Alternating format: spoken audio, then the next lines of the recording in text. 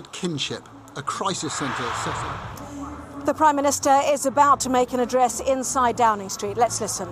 We again discussed the callous and cowardly terrorist attack in Manchester last night and the operational response from the security service, the police and other emergency services.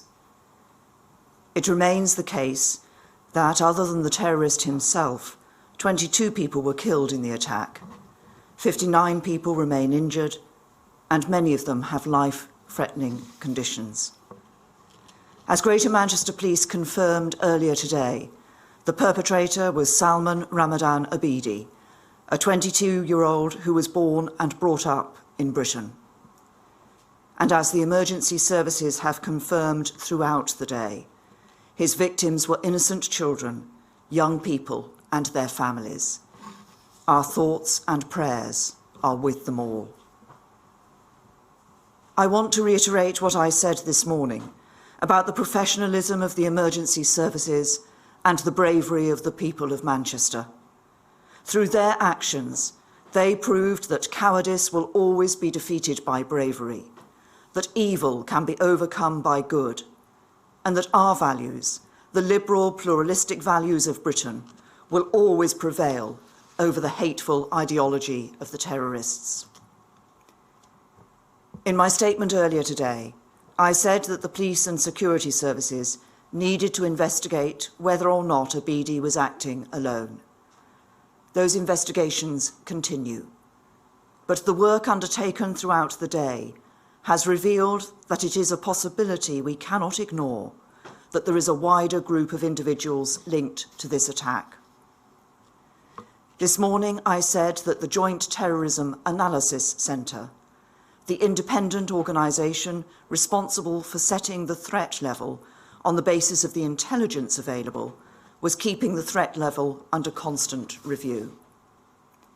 It has now concluded, on the basis of today's investigations, that the threat level should be increased for the time being from severe to critical. This means that their assessment is not only that an attack remains highly likely, but that a further attack may be imminent. The change in the threat level means that there will be additional resources and support made available to the police as they work to keep us all safe.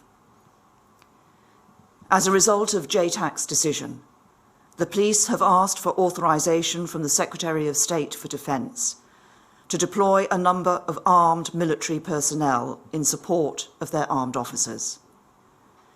This request is part of a well-established plan known as Operation Tempora, in which both the armed forces and the police officers involved are well-trained and well-prepared to work in this kind of environment. The Secretary of State for Defence has approved this request, and Operation Tempora is now in force.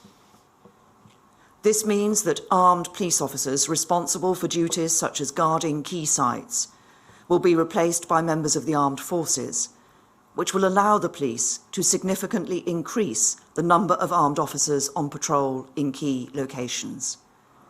You might also see military personnel deployed at certain events, such as concerts and sports matches, helping the police to keep the public safe.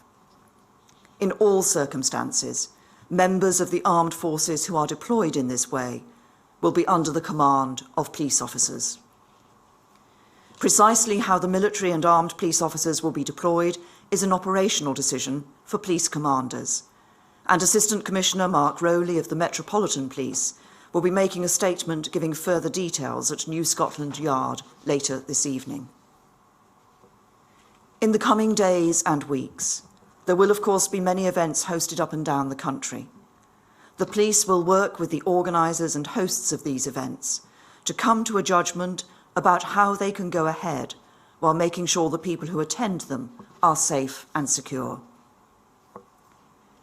I do not want the public to feel unduly alarmed.